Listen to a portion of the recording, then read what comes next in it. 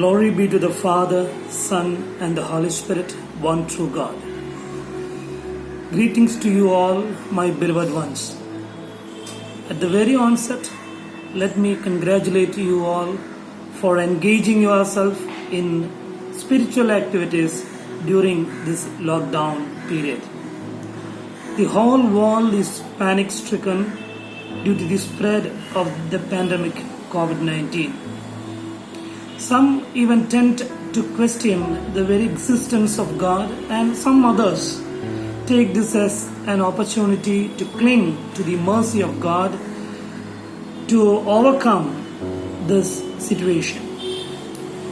We are deprived of our freedom and our opportunity to attend our regular church services and to offer our spiritual activities. It is here St. Paul's narrative becomes more relevant.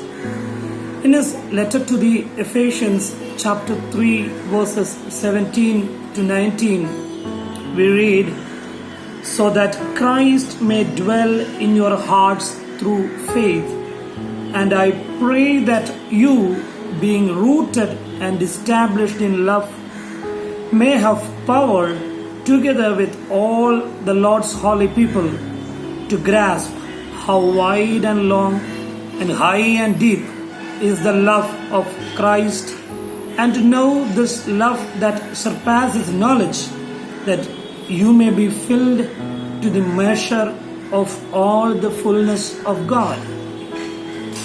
St. Paul, as in Ephesians chapter 2 verse 21, here also compares the body of true believers to the temple of God. As God dwelt in the temple of Jerusalem, which is built by Solomon, St. Paul prays to God to dwell in the hearts of believers through the medium of faith.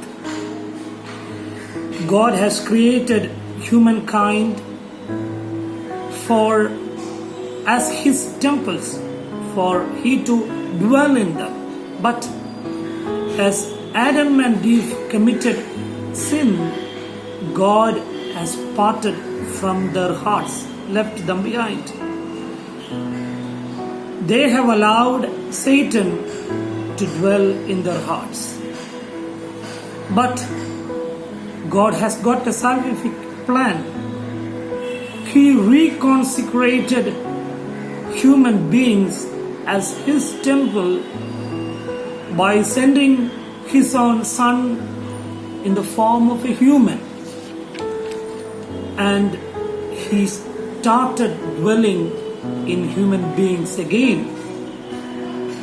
So He has reinstated our status of being the temple of God. So it is a call for reconsecration of our hearts. While we could not attend God's temple physically at this time. And the verse continues, "I pray that you, being rooted and founded in God's love." Here we see a double metaphor. One is taken from the field of agriculture and the other is from architecture. The believers are exhorted to be rooted in love as trees do, and from the soil of God's love we have to derive all nourishment to the growth of this tree till they are filled with the fullness of God's love.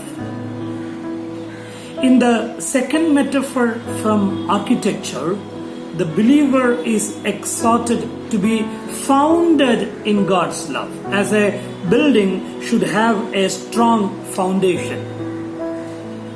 In verse 18, St. Paul continues, he still keeps the metaphor of comparing the believer's body to a building. The building, which should have a strong foundation, should also have a body with length, breadth, depth and height. Some scholars believe that St. Paul had in mind the temple of Diana in Ephesus, which was one of the wonders in those days.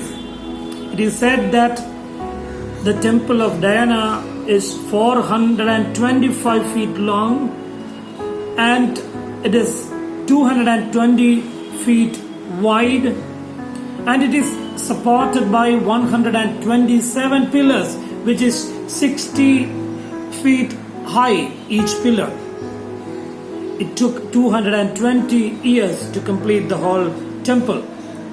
But some other scholars are of the belief that St. Paul had in his mind a more noble temple, which is nothing other than the temple of God, which is being built by Solomon, the temple of Jerusalem.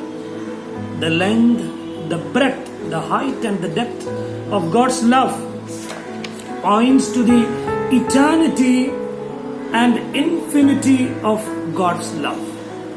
Its breadth, it encompasses the whole globe.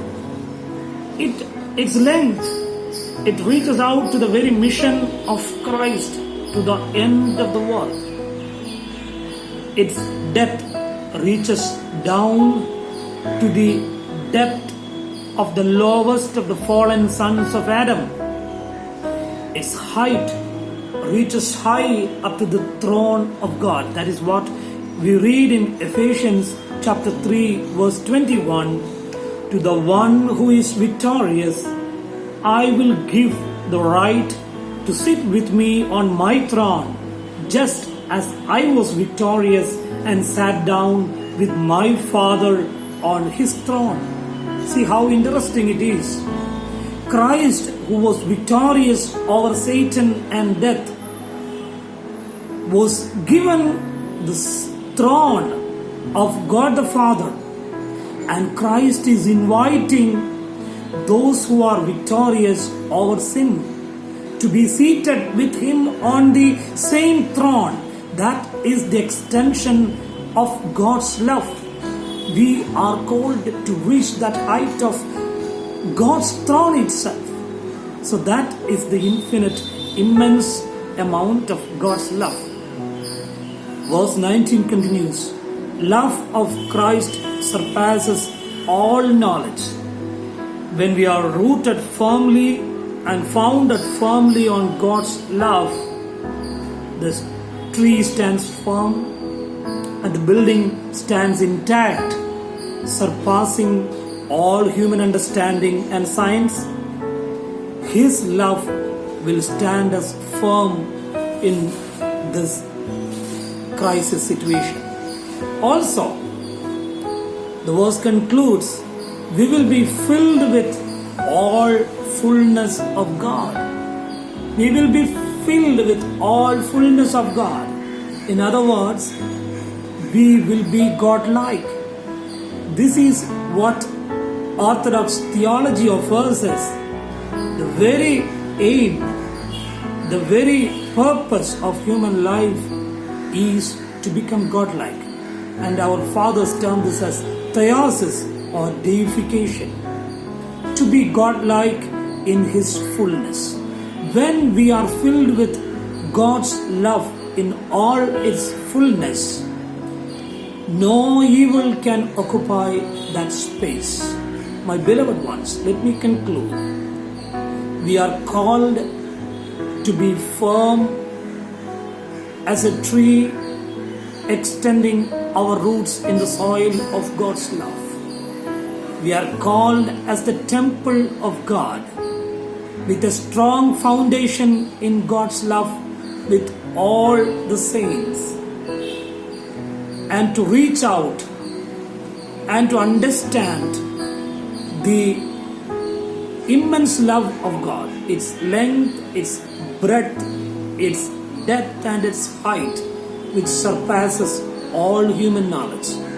May God bless us all to stand firm and root firmly in God's love and to overcome this situation. God bless you.